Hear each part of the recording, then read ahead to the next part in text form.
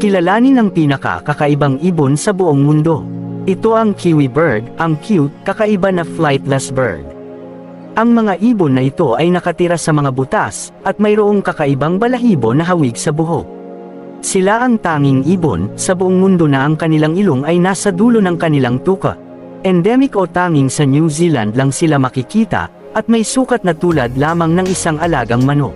At ang itinuturing bilang pinakamaliit na nabubuhay na kamag-anak ng mga ostrich. Sila ay mga omnivores. Ang mga kiwi ay kadalasang aktibo sa gabi o nocturnal. Ang mga ito ay nanganganib dahil sa mga invasive na predators tulad ng mga pusa, ferrets, at aso.